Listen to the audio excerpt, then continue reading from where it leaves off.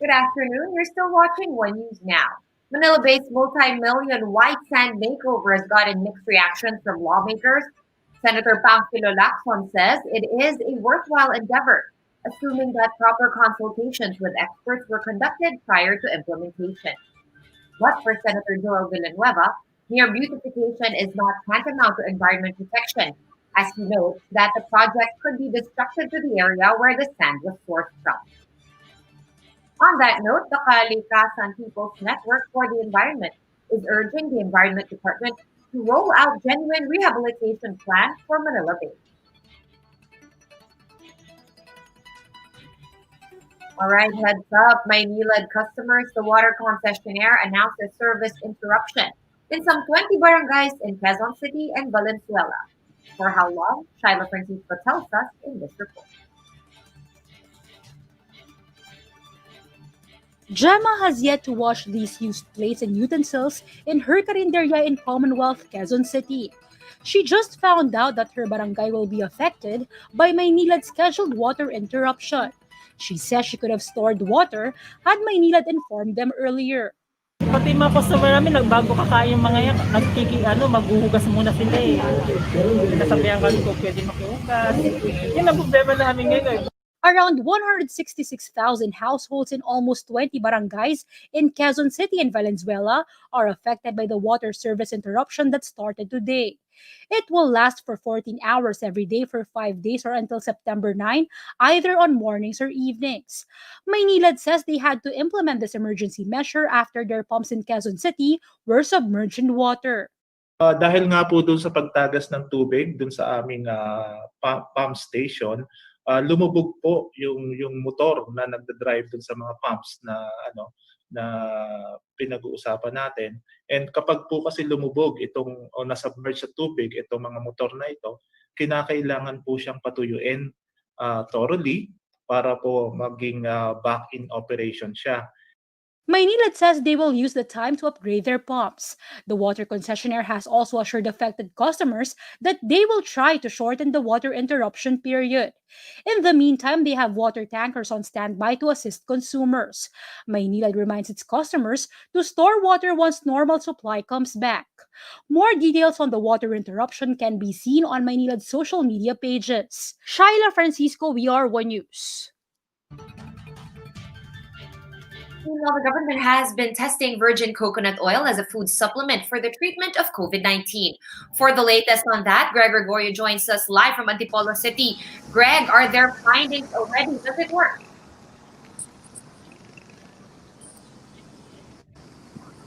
Sean, the Science and Technology Department reports promising initial results of the ongoing clinical trial for the virgin coconut oil.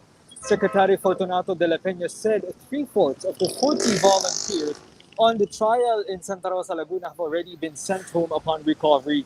According to Jaime Montoya, the executive director of the DOST's Philippine Council for Health Research and Development, none of them so far have complaints against the use of VCO. Montoya said they are hoping to see more good news on the initial analysis that could be released by next month. He also noted that VCO is already available in the market as it has already been approved by the Food and Drug Administration. The study, however, aims to gather evidence specifically on its capability to help in treating COVID-19. The health department said a separate VCO trial will be conducted at the Philippine General Hospital. Meanwhile, the country's pending clinical trial for Japan's anti-flu drug Avigan is eyed to start within the month. Recall that it has faced a couple of delays due to documentary requirements. As for Russia's Sputnik 5 vaccine, Montoya said some questions were raised to Russian scientists regarding the previous phases of its test. If resolved immediately, the result of the review of the vaccine experts may be finalized next week. A meeting is also scheduled today among the DOH, the Russian embassy, and other concerned offices regarding the vaccine. Prior to that, the DOH met with the representatives of Pfizer regarding their own candidate vaccine. Sean Vergera said that details of these meetings will be discussed during the agency's scheduled media forum on Monday. Sean? Right, thank you for that update on VCO for COVID treatment. Greg Gregorio joining us live from Antipolo City.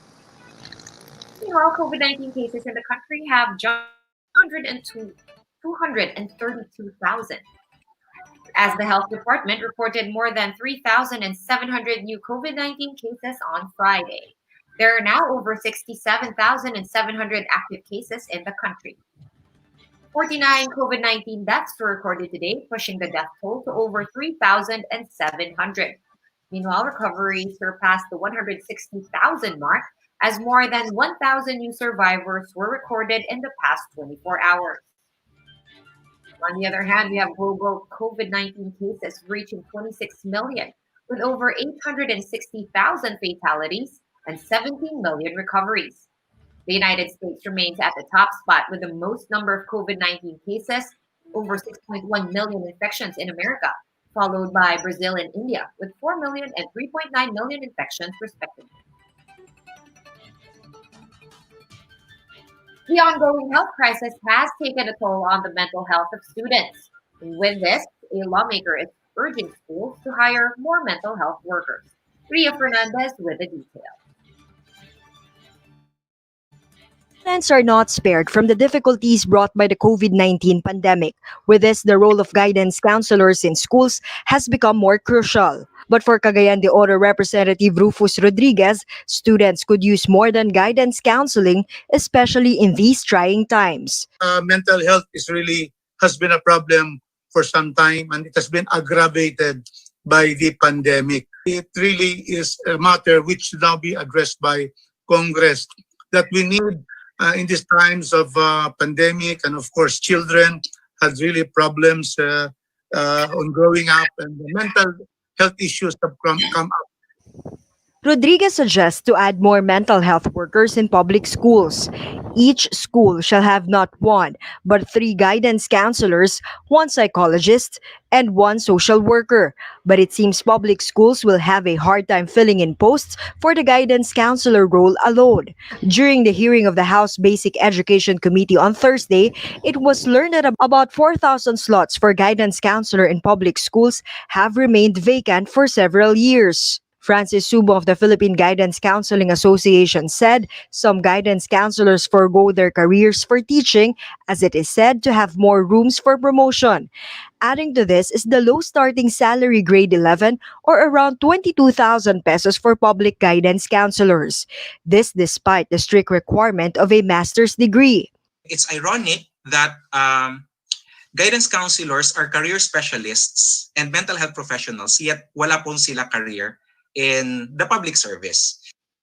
DepEd has already asked the Budget Department to raise the pay for guidance counselors to salary grade 16 or about 35,000 pesos. But the DBM told them that it can only give up to 27,000 pesos or salary grade 13. In the meantime, while the bill is under review, lawmakers are suggesting to DepEd to accept MA students to guidance counseling positions and encourage teachers who already have graduate degrees in psychology to return as guidance counselors without affecting their current pay. For News 5, Ria Fernandez, we are One News. We're going to pause for a quick break, but we will be back with more stories after that. Stay with us.